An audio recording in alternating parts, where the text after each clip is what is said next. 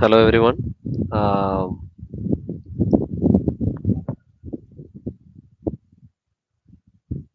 Good morning, good evening, everyone. As part of IEEE PES Young Professional Powering the Future Summit event as a beginning, we have an industry track today. So we have our eminent guest in the in our event today for the industry track. So here from the FIMER, we are having the guest as Prasanna Kumar, uh, manager engineering design, and Gundurao product manager solar EV and storage here for our presentation today. So I will briefly have a short description about FIMER, how the industry as industry FIMER is a global leader in solar inverter technology for solar systems and e-mobility solutions, and it is the largest tier 1 renewable energy equipment supplier in the world, and specializing in solar inverters and electric mobility system. It have over 1,000 employees in worldwide across like that, and legal competency solutions for solar solutions and portfolio across all applications. And with this presence of more than 20 countries together with local training centers and manufacturing hubs, and FIMER remains close to customers and evolving dynamics of the energy industry, and with one of the broadcast portfolios of solar and storage solution for all solar applications. So FIMER has an important role in the terms of future of renewable energy, and yeah, in every sector, solar and mobility sectors, it's a become a starting choice for the building a better want to leave the future generations. So here I am welcoming Prasanna Kumar and Gundurao for our humble platform for IEEE PSYP as a beginning of a grand event of future powering the future summit. As an industry track moderator, I am Dr. Rahul Satish. I welcome you as on behalf of IEEE PSYP uh, for the beginning of the great event. Yeah, platform is yours, Prasanna. Yeah.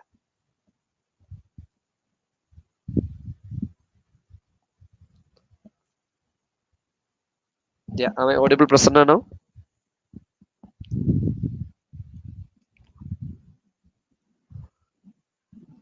Hello, Prasanna, am I audible? Just one second.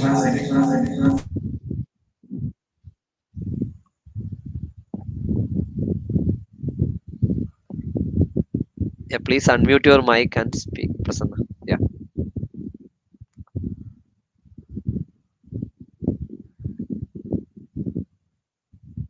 Is there an issue from your side?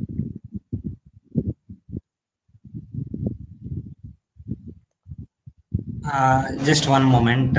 He's trying to unmute. Some technical issue. Yeah.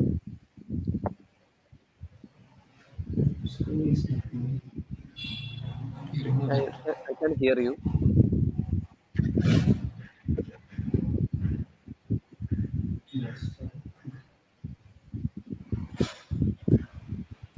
Hello, hello. Can you hear me, Rahul?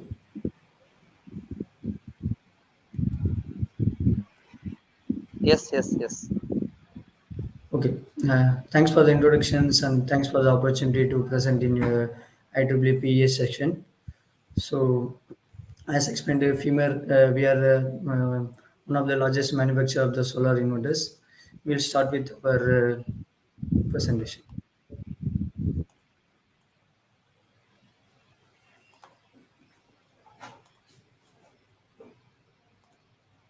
Your voice is feeble, Prasanna. Yeah. Yep. If you make it loud, it's fine. Little more.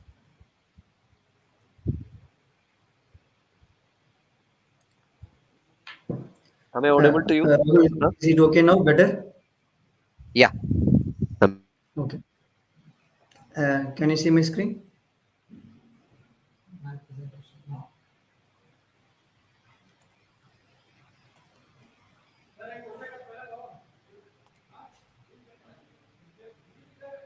No.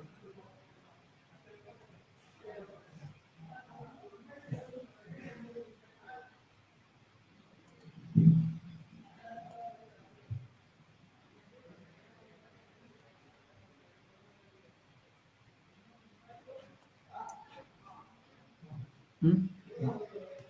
Where, where the desktop is coming.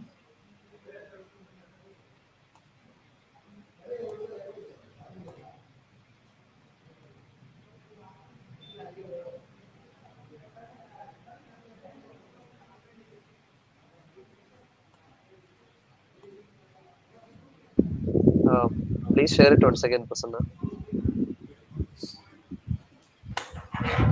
Sharing. Yeah. Okay. Yeah, it's perfectly fine now. Yeah. It's fine. Okay.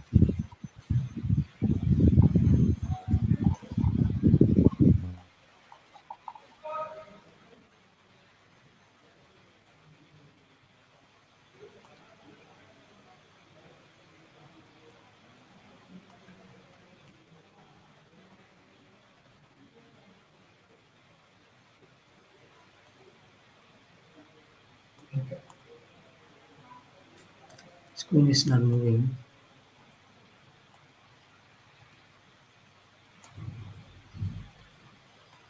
What is not moving? Yeah. Same. Okay. Yeah, it is moving. No issues. Yeah. Okay. So the agenda of the topics, for the contents we are going to cover are, we will briefly explain about the FIMER history. Then we'll cover the utility solutions products. Then inverter technical features. Integrated solutions. What is the integrated solutions? What kind of product will supply on the integrated solutions? Storage solutions, residential solutions, commercial and industrial solutions, digital capabilities and e-mobilities. So FIMER, brief history about, we had a very long history on, started in 1942 as a welding manufacturing industry in Italy. So then by 1983 we have in inverter technology developed the inverter technology. By 2007 we have become the one of the solar main division company as a common core to the solar division. Then by various acquisition of the various country expansions, Chile, Brazil, majorly on South America and American markets till 2017. By the acquisition of the ABB solar business by 2020, FIMER has become one of the third largest manufacturer suppliers in the globe, the solar inverters. So this is on the acquisition from FIMER evaluation. Completely the evaluation of the ABB has been brought to us as the second bottom line. You can see the acquisition of power one by the FIMER as ABB has become as the solar footprint for the ABB. From 2006 they started the solar inverter manufacturing. By 2009 we have become a global player. Then by 2016-17 we have been manufacturing of the central inverters of previous 800 from India. So by 2020 ABB solar inverter business has been sold to FIMER. So these are the two kind of history for the FIMER and solar inverters has been merged to 2020 as a single unit. So we have a global presence in around 5 continents of 20 countries as a direct presence and indirect presence across the 100 countries. Our total employee strength is 1,100 employees. We have three production facilities, one in India and two in Italy, and we have two R&D research centers, one in Italy and one in India. So with respect to our capabilities, we can able to manufacture a 12 gigawatt of central inverters per year, including Sting, solar, energy storage, and microgrid solutions. And as of now, we have a installed base of 65 gigawatt of solar inverters around 5 continents in the globe. With respect to the EV mobility, currently our presence is we have supplied more than 50,000, 54K thousands installations globally. It includes both AC and DC charging stations. So here is the evaluation of the FIMER India. The FIMER India, how has been evaluated from the ABB started from the acquisition of Power One by 2007. The solar business of ABB has been started. By 2010 in India, we have started selling the products in Indian market by the units which are manufactured from the ABB plant in Finland and Estonia in Europe. So by 2011, we have started the local manufacturing in India. In 2012 to 15, we have become the global leader in India by supplying the 1 gigawatt of products within 2 months of time spans, achieved a 1 gigawatt milestone by 2014. And by 2016, we have become the pioneer in the industry by launching the 1500 volt DC system. The market has been shifted, one of the reason of the PV model characteristics, and one of the first manufacturer to shift to the 1500 volt DC is the ABB and currently FIMER by 2016. By 2017, the FIMER Indian factory has become the global feeder factory. Means we have started supplying inverters manufactured in India across the globe from eastern East Japan to the western country of this till US. So we established our global presence in 2018, and 2019 we have started with our upcoming series of higher capacities of 5 megawatt inverters, and we launched the bidirectional converters, which is mainly for the battery energy storage applications. And by 2020, we have met a milestone of supplying installed base of 20 gigawatt plus only in Indian market. So right now our installed base is 16 gigawatt plus only in India market, and with the market share of more than 25% in the installed base in overall market share. So small brief about our factory. Our factory has been started from India in 2010, and our current main focus towards the Make in India concepts and Atmanirbhar Bharat achieved the Make in India concepts. So we have been one of the tier one manufacturer in PV inverters and base converters in India, and we have a setup of 60,000 square feet plus area, which includes the largest test bed area, which is the test area which is approved by the IECCB body, which is one of the approving body to do the type testings within the factory. So we can do the some of the type tests within our factory to approve the product for the IEC standards. So we got the approval by 2019, and our main focus on the quality and safety of the product and the employees of here. So there is no other way look around on the safety point of view. So with respect to the certifications and the, our management systems, we have the quality management systems of ISO 9001, and we have the factory inspection carried out and is approved by the Bureau Veritas as a for different standards, CA standards and global standards. And our product is a UL approved product, so we can supply to the US and Canadian standards, US and Canadian markets. So as a part of the UL certification, we will be having a NRTL process. For this, our factory also is approved by the UL. The factory approved factory locations has been here. FIMER India site address locations. We have the two manufacturing sites. So the next content we will move on to the solutions what we are offering on the utility scale. In utility scales, we have the two different kind of versions. We can say one is on the string inverters for the lower plant capacities of up to 5 megawatt or 10 megawatt, and another is on the large inverters, which is of megawatt scale inverters, which mostly applicable for the bigger power plants of more than 10 till 100 200 megawatt power plants. So the string inverter scale, we have the PVS 175 TL series, so which is 800 volt AC systems with a more advanced system, which can able to deliver the AC power of 185 kilowatt at 30 degree and 175 kilowatt at 40 degree. So it has the advantage of multi MPPT system, which has the 24 DC inputs. It can connect 24 DC inputs with each two inputs will share one MPPT system. So therefore, the total it is as a 12 MPPT systems. So MPPT, which is the maximum power point tracking. So the value addition to this product, what we can able to is it is the fuse PV design, and we incorporated the arc flag detection in case of the internal to the device.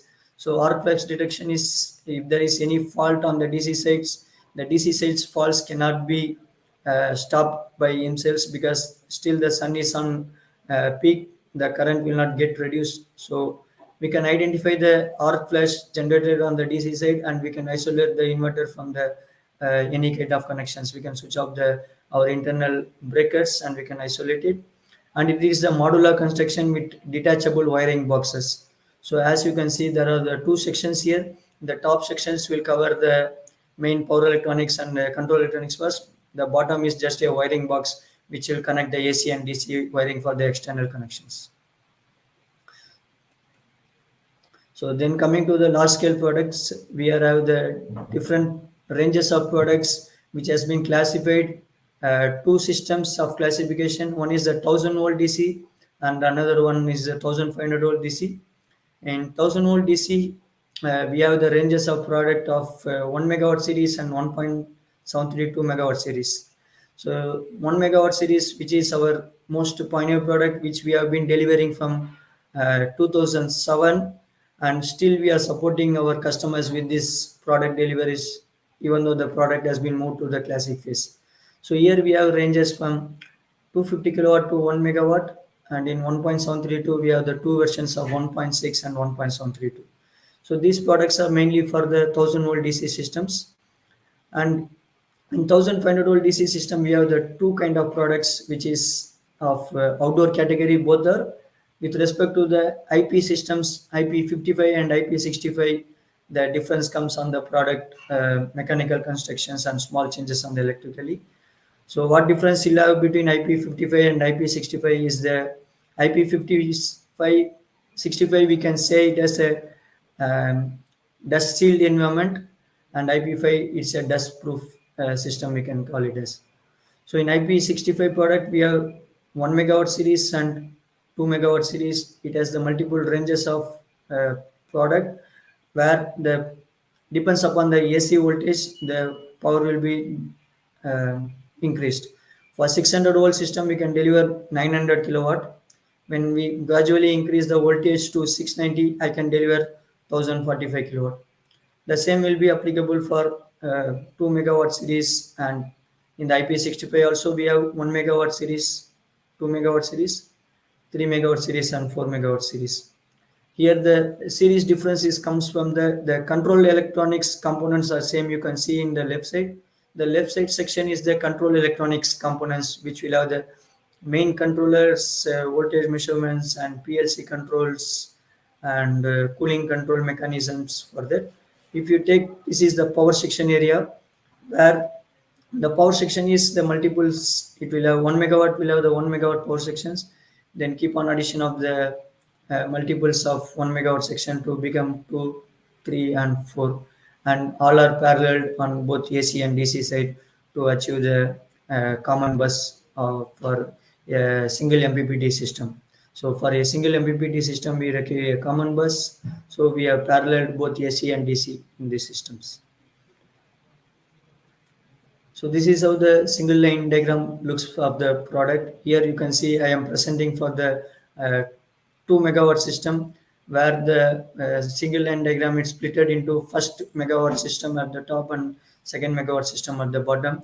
The first and second megawatt, the power circuit, if you see, it will be the replica will be the same on the power circuitry. So the initial comes is the DC input sections where customer will connect the PV field or the battery connections, which is coming from the PV array. It will be connected here, and it will be each input will be protected with the fuse. The fuse selections will be selected according to the customer requirements. We will evaluate the customer DC stinks and ratings, and we will give the suggestions on the fuse. So then comes is the DC disconnect switch. So the DC disconnect switch is required for isolate the system and work within the inverter in case of any maintenance or internally or externally.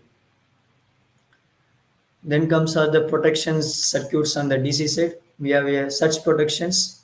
We have two types of protections we can give, either type 1+2 or type 2.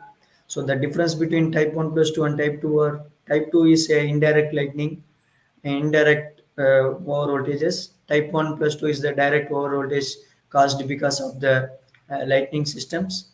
The type 2 waveform will be of 8 by 20 microseconds, and type 1 plus 2 will be of the waveform of 10 by 350 microseconds. So it will protect for that. Type 1 plus 2 will have for the short circuit, it can limit up to the 10 100 ke, and type 2 SPDs will limit up to the 40 ke.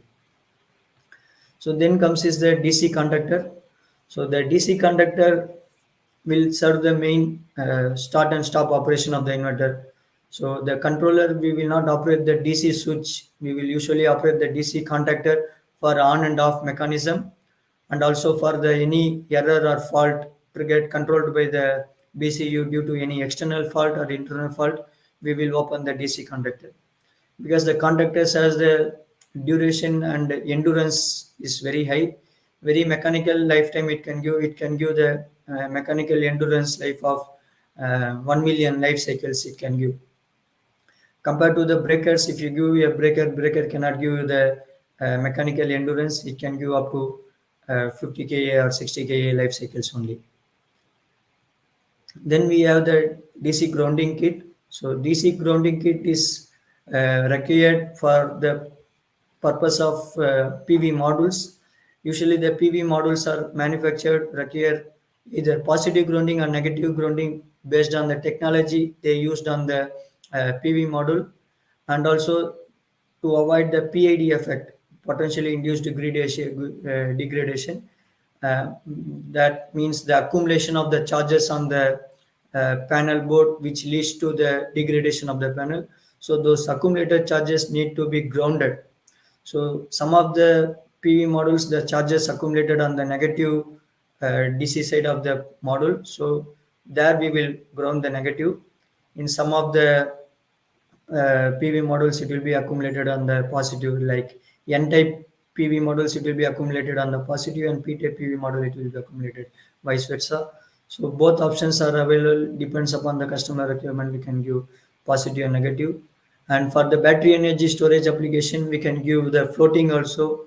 So in case of floating, how the protection will occupy is coming on the next picture, where the insulation monitoring device is provided.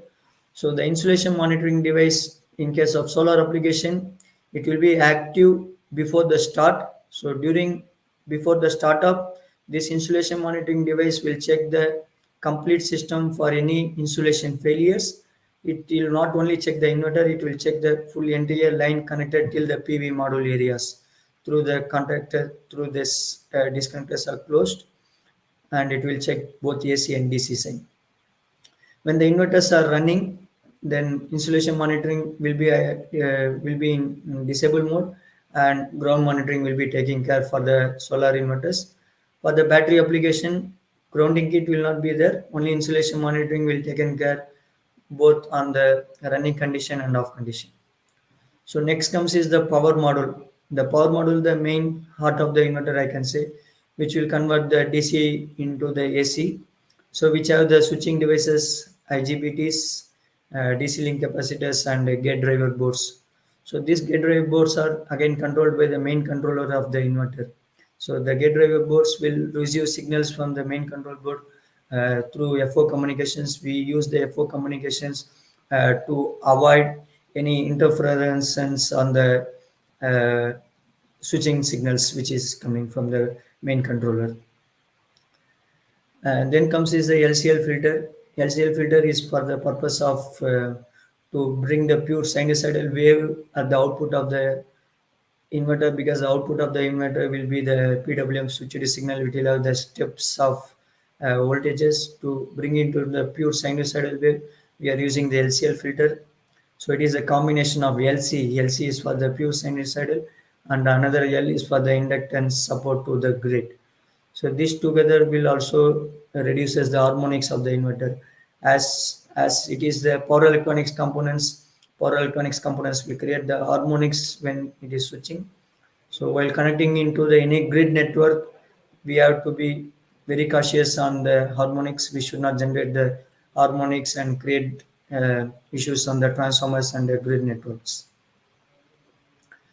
So on the AC side, again, AC conductor, as I told, the DC conductor on DC side, AC conductor perform the same operation for the AC side. So due to the mechanical endurance and high life cycle, number of switching life cycles, we prefer conductors on AC side. And for the protection of AC side, we have the AC fuses, which will protect the short circuit and over currents, which is raised from the grid and also from the internal. Then we have internal auxiliary transformers. So the internal auxiliary transformers are a type of dry type transformers which will be tapped from my inverter output. Then we will step down to single phase 230 and which will be given to the internal auxiliary components. So to operate the inverter, I require a power to internally um, uh, closing the and opening of the conductor coil supplies and fan operation for the cooling of the heat generated within the inverter. So we have two types of transformers, one for the internal and another one we can also provide for the customer external auxiliary requirements. If customer wants, they can tap our 230 volt supply and they can use for their station requirements. Again, AC side, as I explained, we have the AC type 1 plus 2 and type 2 SPDs. Same concept of type 1 plus 2 or type 2 of switching characteristics of 8 by 20 microseconds for type 2 and 10 by 350 microseconds for type 1 direct lightning and type 2 for indirect lightning. Additionally, we have output of AC breaker also as an option for some customers we can give. We can give as a common both together one output AC breaker or individual one AC breaker also. We are flexible to with customer requirements, and also we have option of draw out common breaker also. So in case of some utility requirements, we should specifically give a common draw out even though the internally the power modules are separate. We need to give a common draw out. Those options also we have. So the draw out requirements for the based on utility requirements we can able to give.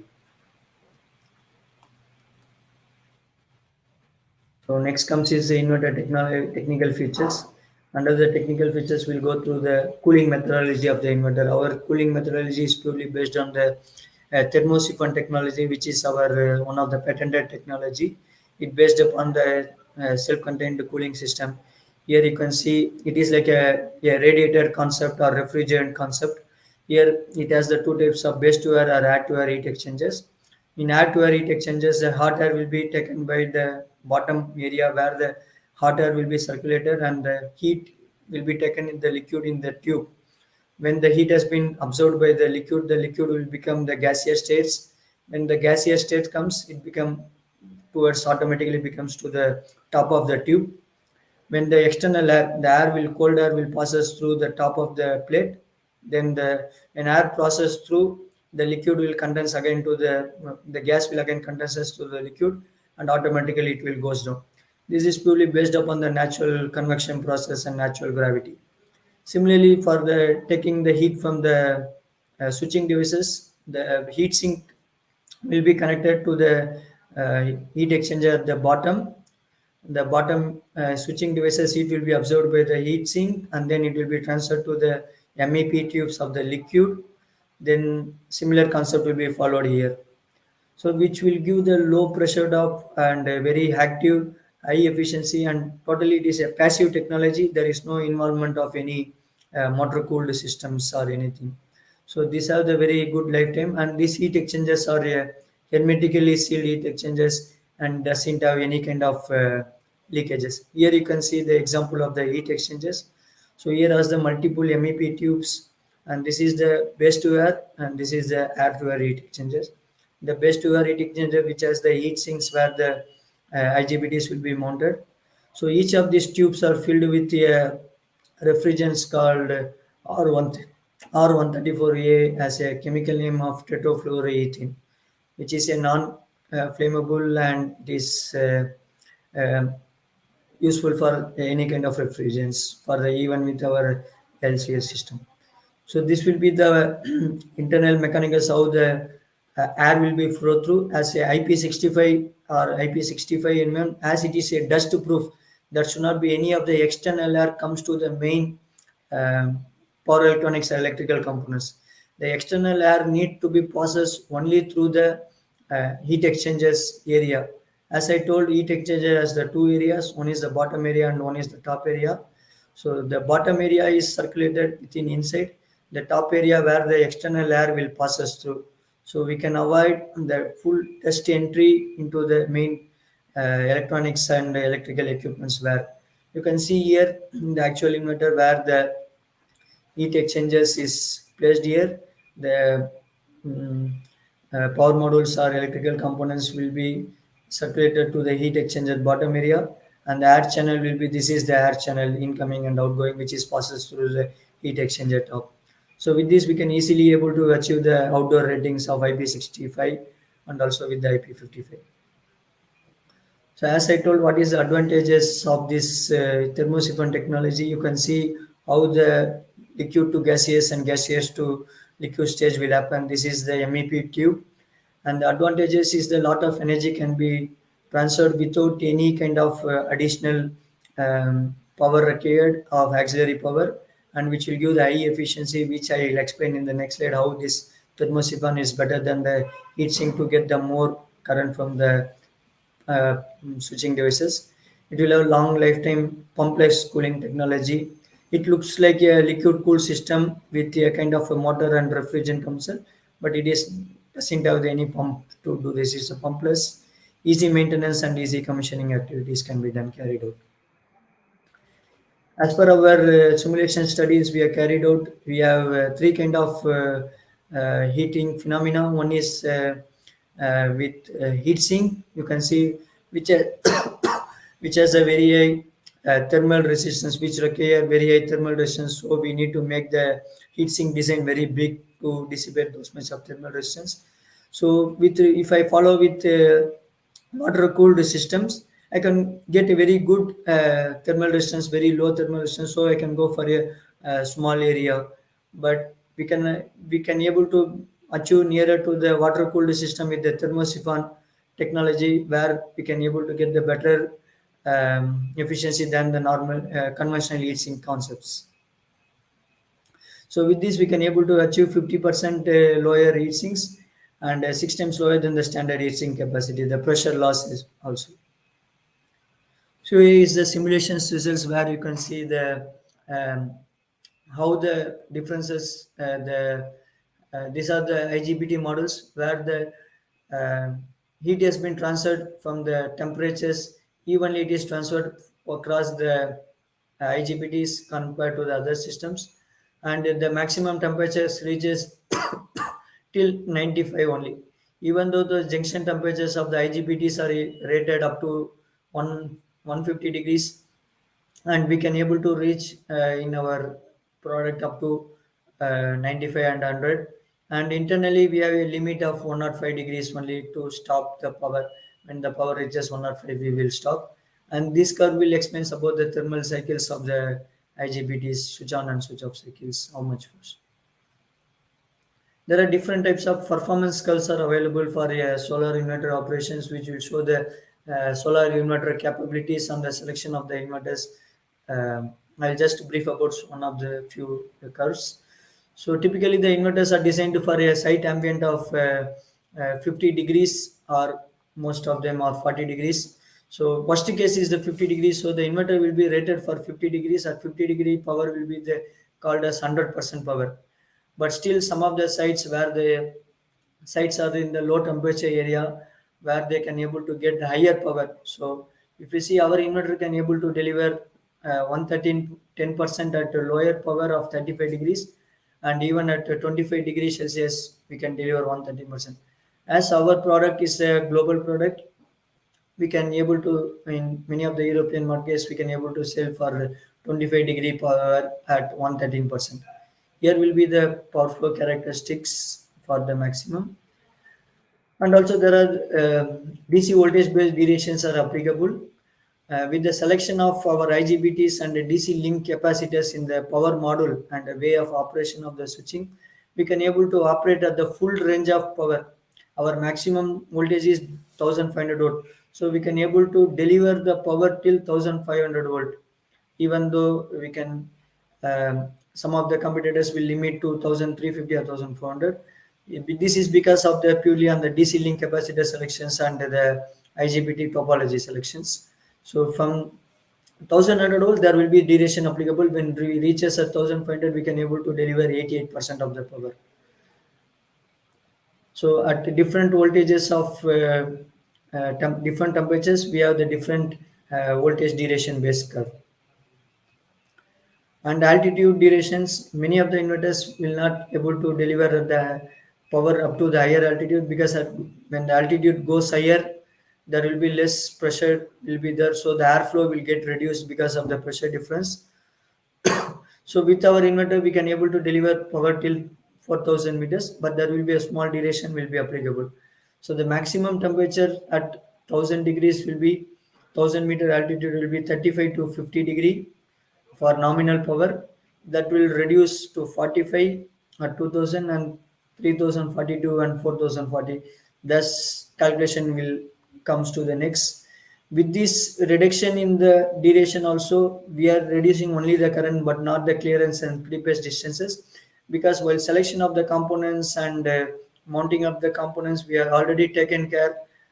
Till 4000 meters our voltage withstand will not changes till the 4000 meter altitude. So there is no any voltage durations is applicable, and clearance and pre-phase distances has been kept considered for the 4000 meters. And other factors which contributes to the higher elevations are high quality of enclosures. We have the aluminum stainless steel enclosures and double layer structures and our cooling systems. So as I explained in the previous slides, there is a duration will be applicable. As you see in the steps of 1000 to 2000, for every 100 meter increase, there will be half degree reduction in the power. And between 2000 to 4000, for every 100 meters increase there will be a 0.25 degrees Celsius decrease in the power. So with that, the small calculation for 2800, so for till 3005 degree, and another 2 degrees for up to 800. So there will be a shift of 7 degree in the curve when we have to operate for 2800 meters. So I can able to deliver 100% power at 43 degree, and 110% power at 28 degree, and 0% power instead of 60 it will be shifted to 50 degree. So similarly we can go up to 4000 meters. So there are various grid support features, as solar inverters or battery converters are connected into the utility networks. We need to support various kind of grid features.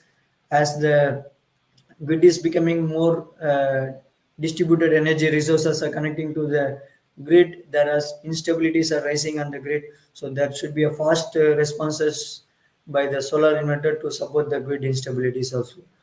So these are the some grid codes we have been approved.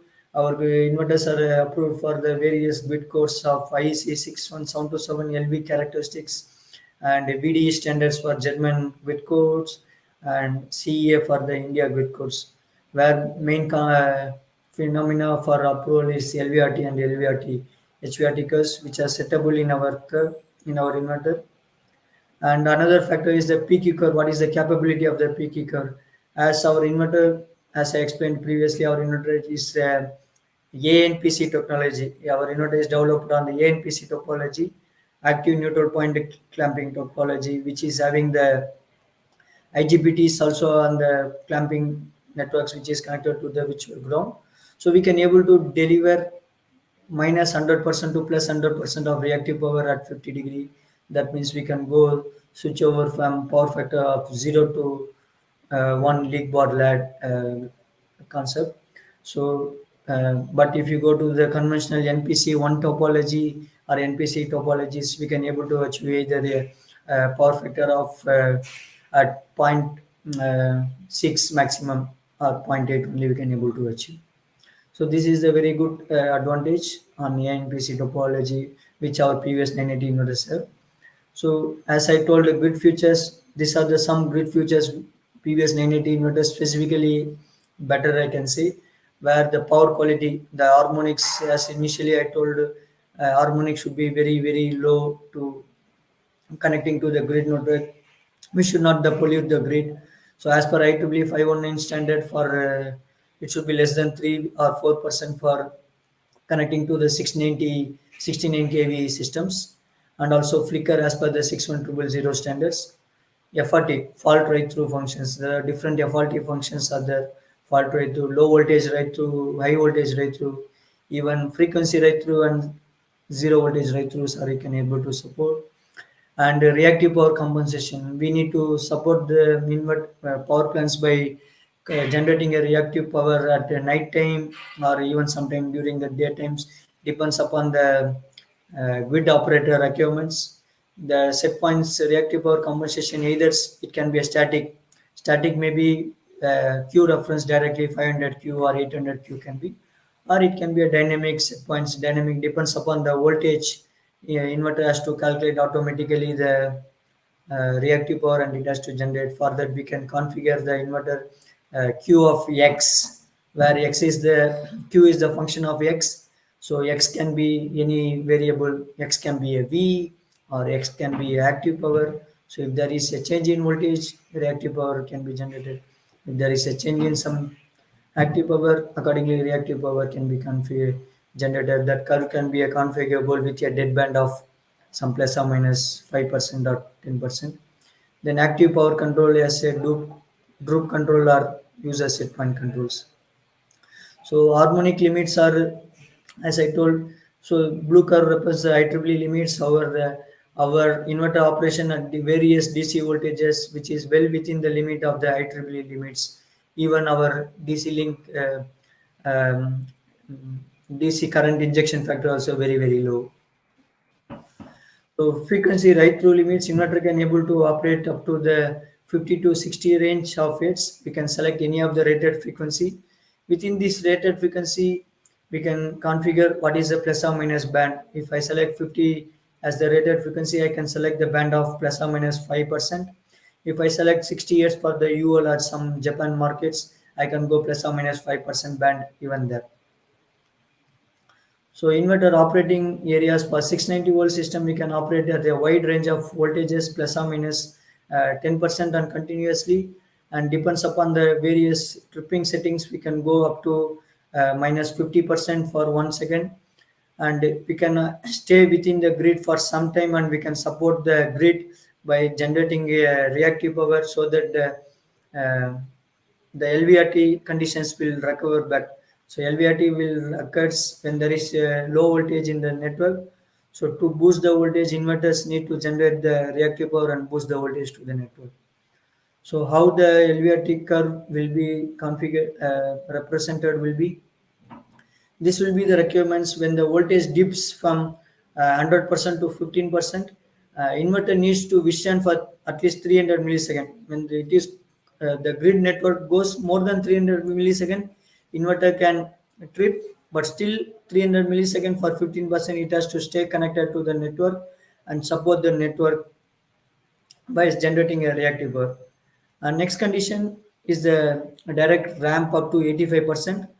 For till 85%, from 100% to 85%, it should be 300 milliseconds. That is 3 seconds. I need to, if there is a voltage dip of from 100% to 85%, I need to wait 300 milliseconds, and I have to support and the grid. If further the grid is not improving, we can trip our system. So this curve is the configurable curve in previous 980 inverters.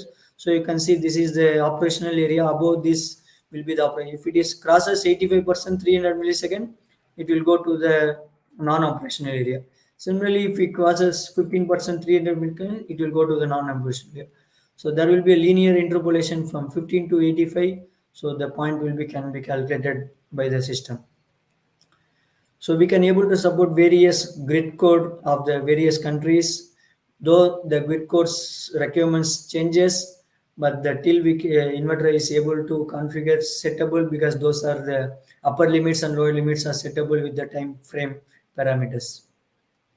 So apart from the voltage changes, frequency changes also inevitable. During the frequency changes also, the power should be changed and the inverter should be support the frequency changes. That means the inverter can able to operate for a range of 47 to 52 degrees, but continuous 100% power should be delivered between 49.5 to 50.5 hertz.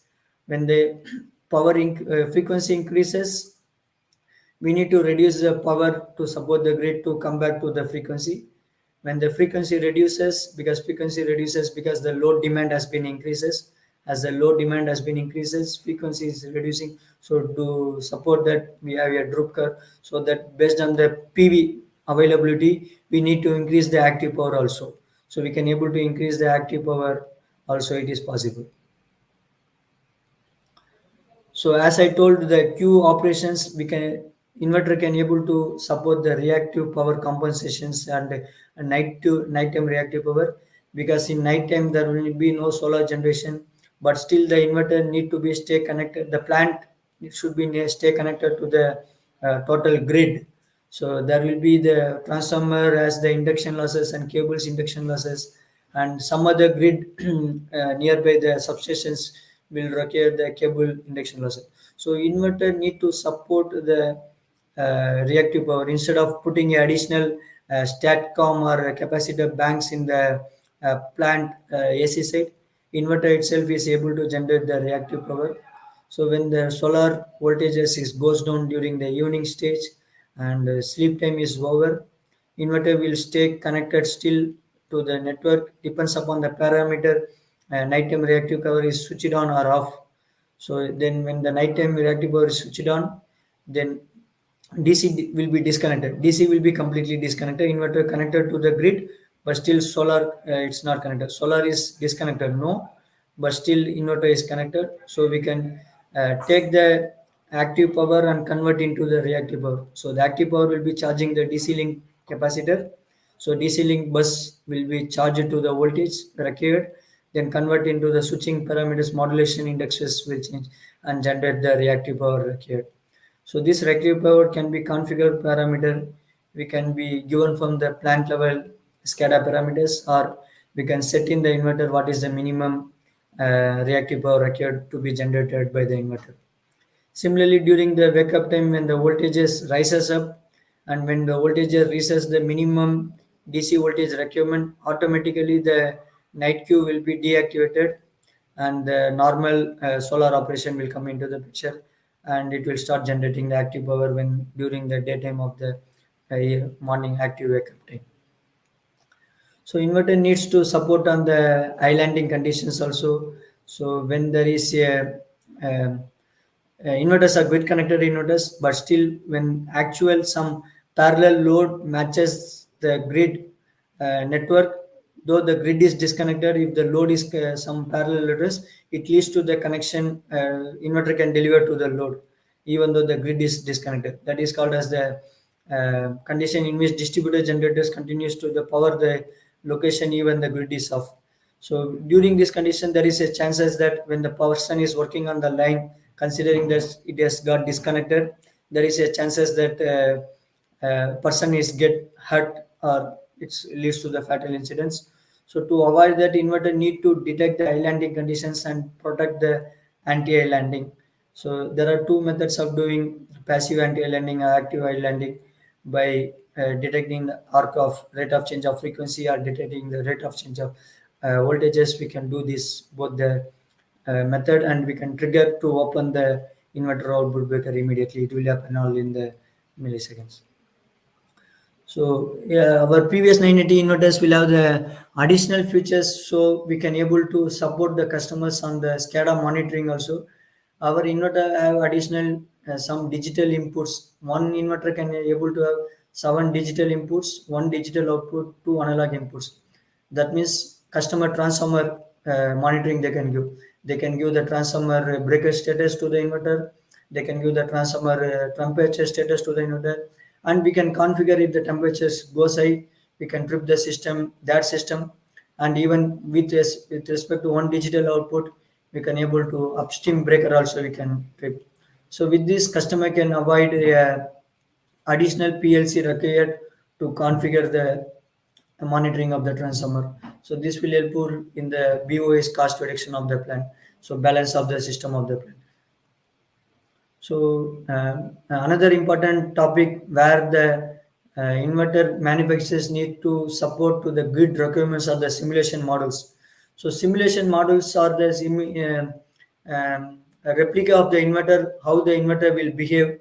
So initially, once the order comes, we need to supply a simulation model of the inverter to the customers. Customer will study the plant. They will use the in the overall solar inverter plants or renewable plant. The active component is the either inverter or the converter. Remaining all are the passive components.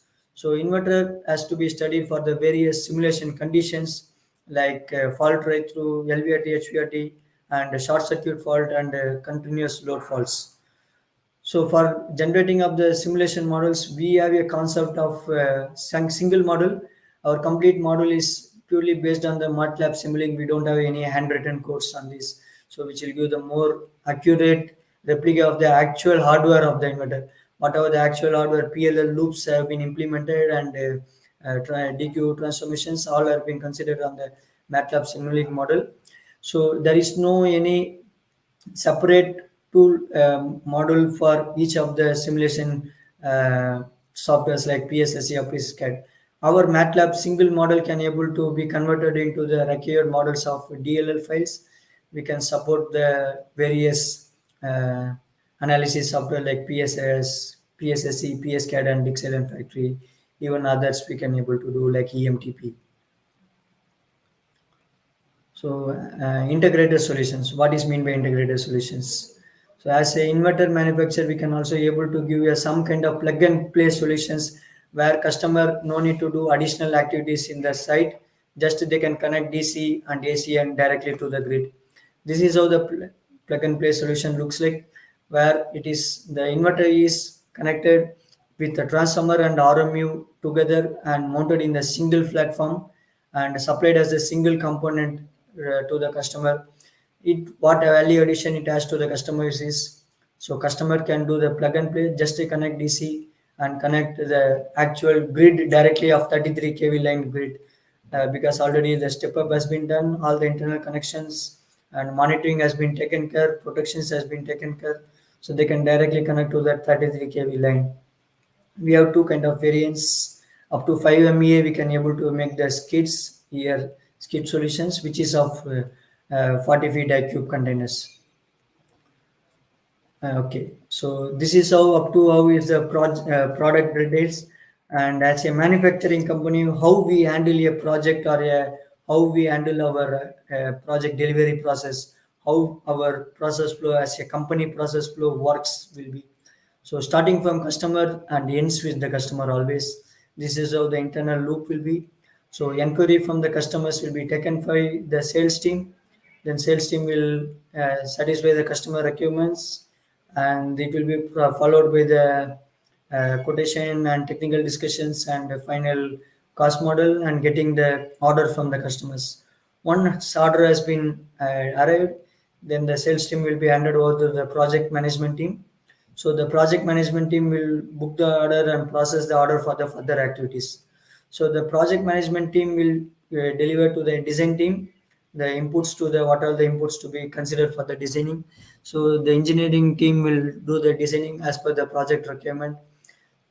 Then they deliver the technical documents to the customer through the project management team for the approval of the customer on the technical products. Once the customer approval comes, we will go for the bill of material release. Bill of material is the components which is required to manufacture the inverter. Similarly, assembly mechanical design will be carried out. So mechanical bomb will be released. So both will be taken by the planning team. So the planning team need to see the bill of material, compare with the existing stock and the existing order flows, till for the new order, how much additional components to be ordered. So those requirements should be floated through the supply chain team. Supply chain team will look into the requirement and process to the suppliers to order and get the materials for delivery. Once the material, all the materials are reached, the materials should be issued to the production. Production will do the assembly of the inverters.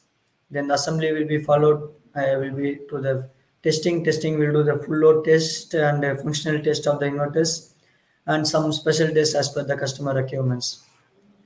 Final will be the quality clearance and followed by the FAT FAT is the factory acceptance test. The customer will witness the factory testing in our factory. Then the logistics and shipping the inverter back finally to the customer place. This is how the overall flow of the manufacturing process, how we do in the manufacturing here. Apart from this, we have the product design process where we will do the new product designing activities. As I told, our main focus will be on the quality and safety. We have different stages of the quality management system, so level 1 to level 4. Level 1 is the master quality management system, where the overall quality of the company has been recorded as the objective and policy. And we have a statutory requirements. We follow the statutory regulatory requirements on the quality. And in the level 3, each departments have their own department procedures and manuals and guidelines. We adhere to that. Each individual has to adhere their own process of quality to make the better in their way, how they work on the quality. Its quality is not only the uh, department of quality department needs to take care. Each and every work should have the quality process to be followed. That is will comes to the level 3 and level 4, where each team has their own checklist and formats and risk registers for each of the activities. This is how the quality process has been followed. Main to the quality department, we are more focused on the three topics of supplier quality, where from the initial where the materials are coming from, there itself we will filter the defects, and we supplier quality will take manufacturing quality and the production and the in-house process, customer quality and the feedbacks from the customer issues and how it will be replicated to the supplier, again to the manufacturing and the design stage. Customer quality team will take care of it. So further on the storage solutions, I will hand over to Mr. Gundurao, who will continue as a from the storage solutions.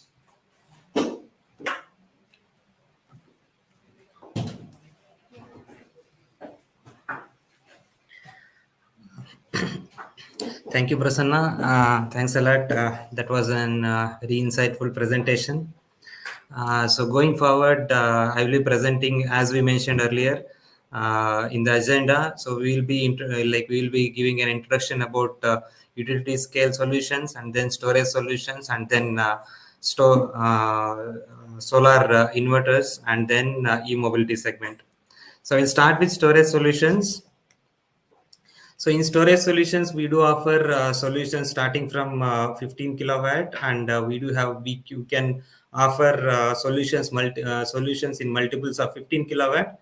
Basically, this system works with 48 volts batteries, and we do have MGS 100 series converters, where the minimum capacity of our MGS 100 converters is 40 kVA, and we can offer these solutions till 240 kVA. So we can offer multiples of 40 kVA, like 40 kVA, 80 kVA, and then 160 kVA, 120 kVA, and 240 kVA.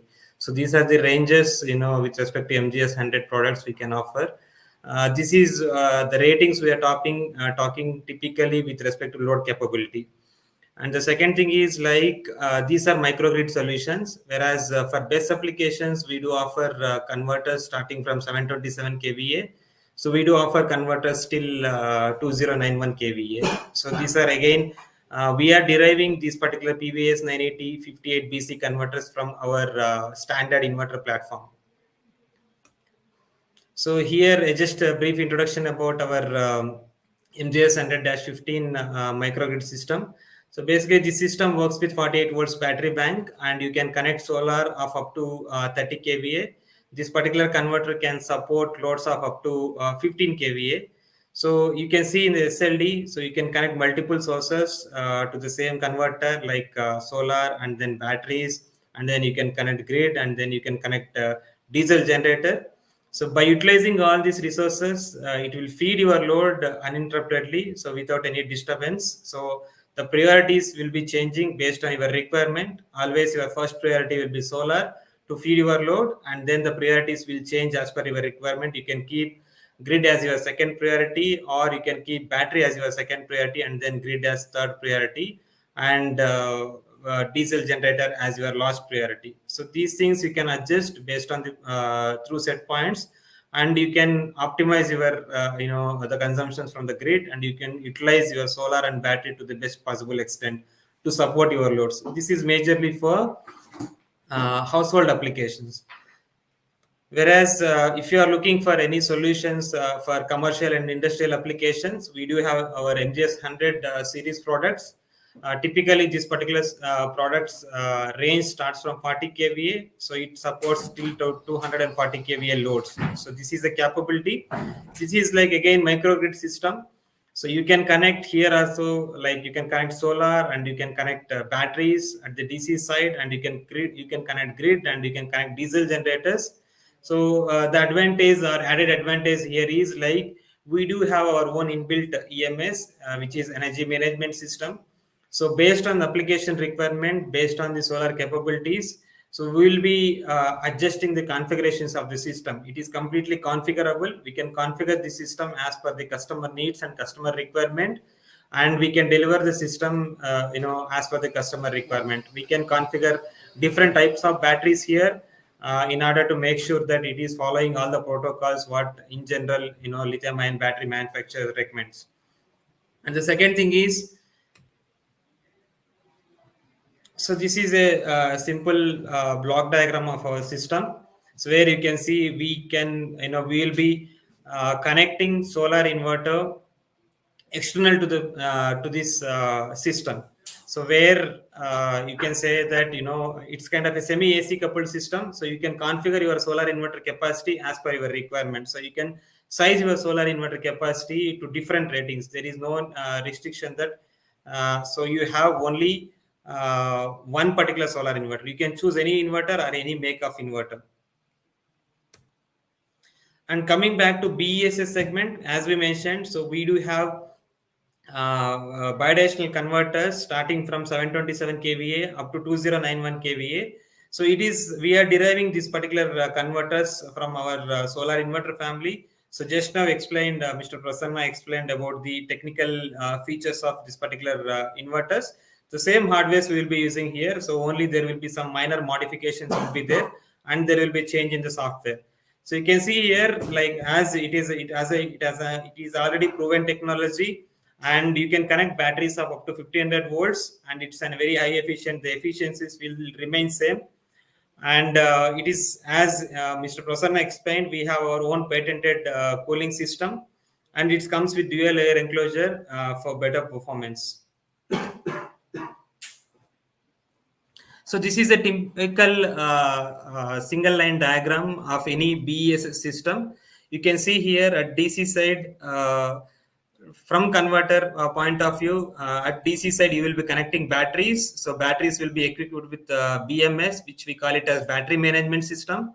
So this will be giving all the information regarding batteries like currents, voltages.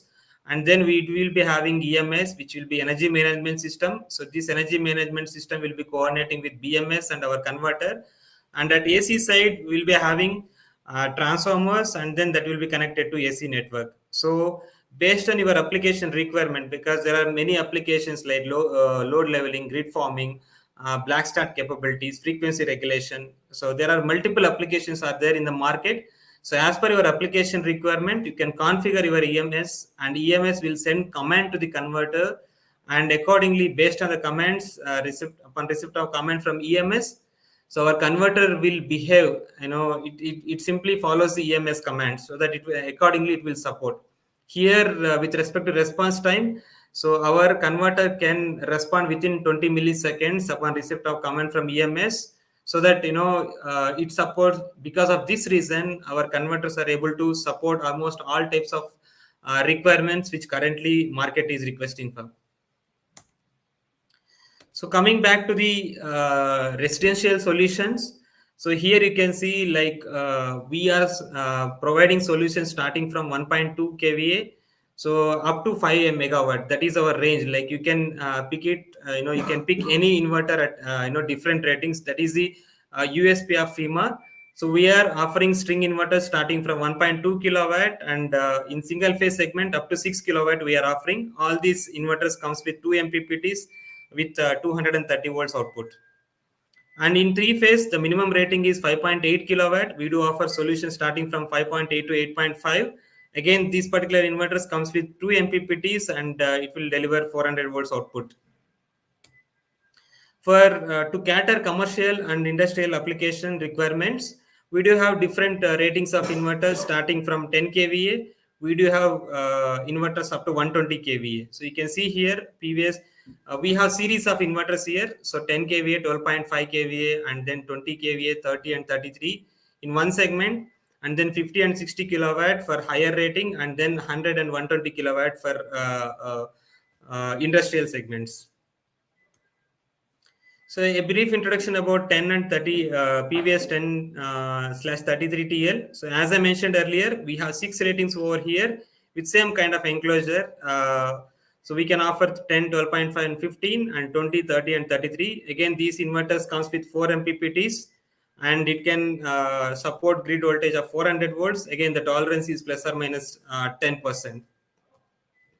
So PVS 50 or 60 kilowatt inverters, PVS 50 kilowatt inverter comes with 400 volts AC output, and it supports voltage tolerance of plus or minus 10%. Similarly, PVS 100 kilowatt inverter, it comes with 6 MPPTs. So few added advantages with our inverters. All our inverter supports bifacial modules, which offer basically the difference between standard modules and bifacial modules is like higher current ratings. Our inverter supports modules of higher current ratings, and along with that, our inverter supports third-party optimizers like Tigo optimizers and AP system optimizers. We have a tie-up, so we can support along with optimizers as well. In case if there is any requirement of optimizers, we can support with optimizer along with inverter and optimizer together we can support. So our string inverters also support PID effects, like in order to prevent PID effects.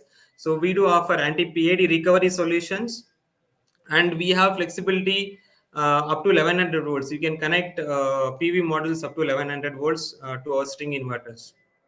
So other than that, with respect to safety, again in our string inverters, we do have arc flash detection system. So that will prevent if there is any arcing at DC side. So that will, immediately the system will detect and it will trip the entire system, so that your system will be well protected. So along with that, we have one more unique feature called power gain feature. So basically, if there are any small areas where small portion of PV modules which were covered by shadings, there will be reduction in power drastically. Though your only certain portion of PV modules are covered with shade. So in order to do that, like that is with standard MPPT, your power will reduce or your energy generation will reduce a lot because of just one smaller shading area. Whereas with power gain algorithm, so it will, even though there is a shade, it will again scan entire maximum MPPT algorithm points. It will scan entire MPPT points, and then again it will try to extract maximum power from the inverter. That is added advantage. Again, you no need to go out with any additional optimizers which will unnecessarily load your costing.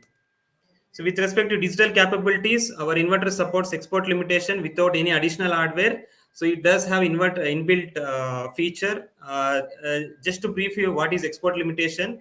In few cases where customer don't have permission to export power back to the grid, if you are installing grid tie inverters, then in such cases we will be having one meter that will be reading the power. In case if it meters finds that excess power is exporting power back to the grid, automatically it will send commands to our inverter, solar inverter.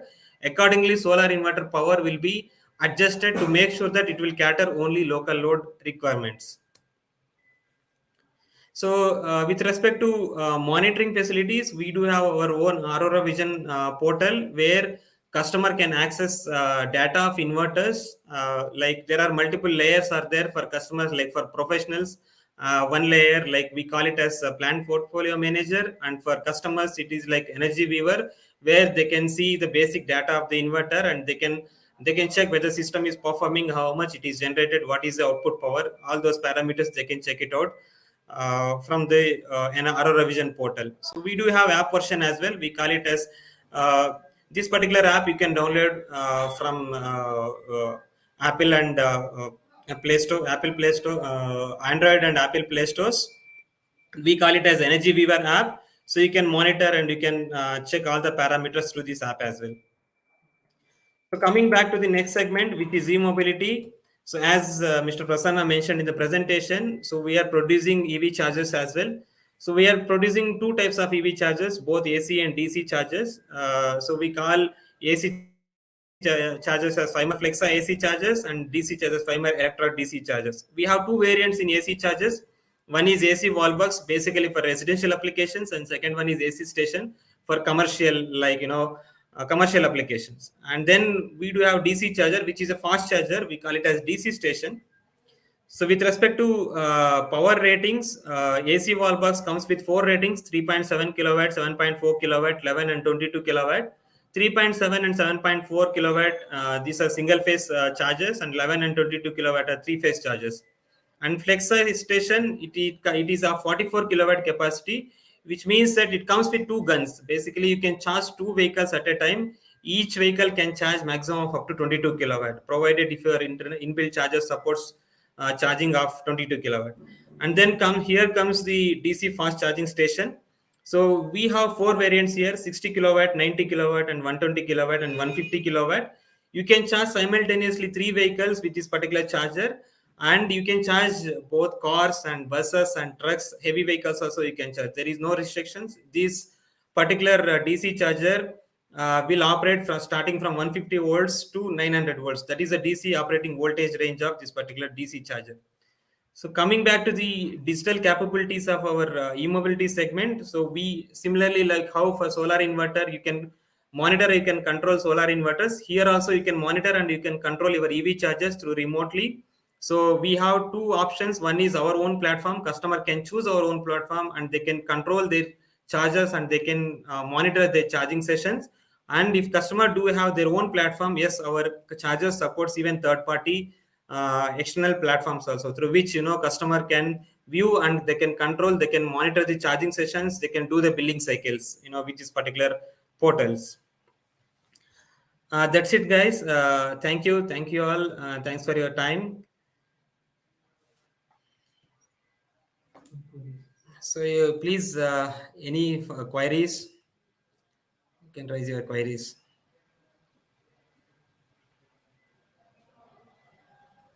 Hello. Hi, Rahul. Hi, hi. There is one query only in the chat box I can see. How Uh, many devices you can connect, sir? Regarding And when you're starting the inverter session, how many devices you can connect? Uh, it could connect. That's one of the question I can see in the comment box. Just a second. in Aurora portal before latest. It's in the So second slide or third how many slide. devices do they When connect? Means to Aurora portal, so you can connect n number of devices. We don't have restrictions with respect to number of devices in Aurora portal. So you just need to provide the internet connection to the to respective inverter.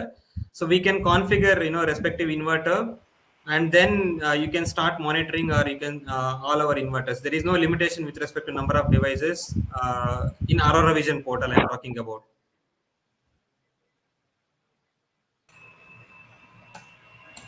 So I hope it is clear.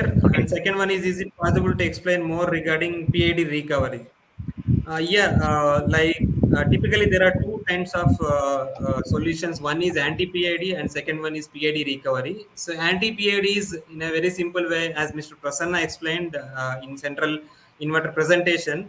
So we will be doing either negative grounding or positive grounding, depends upon types of modules. So that will make sure that your power, your modules will not affected by PID by default. So there will be no PID effect on the modules if you are doing negative grounding or positive grounding, depends upon the type of module. Whereas PID recovery is something different, because sometimes in string inverter it is not. Basically it's a floating system. You cannot do negative grounding in string inverters. So what you can do is, alternatively you can recover. Like for example, in the morning your PV modules might got affected from PID. So in the night times you can recover it, by injecting, electrons back to the PV module. So that is called PID recovery. Basically, you can recover that particular PV module by injecting the electrons in the night times, in the non-generation solar non-generation hours. So that they can schedule, customer can schedule that, like once in a week or once in a month, you can do that PID recovery function. So based on customer, like you can observe the performance of the PV modules, and you can initiate the intervals when you would like to do the PID recovery. Yeah. Thank you, Gundurao. Yeah. Is there any other questions from the participants? Can comment? I think not. Not anything from there. And thanks for sharing a huge, relevant, um, knowledgeable data with us and for the participants regarding the inverter mode. Starting from the solar inverter itself, there are so much of technical details that you shared. So, on behalf of IEEE PESYP for this industry track and starting of the Power in the Future Summit, I would like to thank Prasanna and Gundurao for an excellent session for this. And thanks for joining with IEEE PESYP. And we are extending more collaborations in the future. We are expecting that too. Thank you, Thanks a Rahul. lot. Thank you.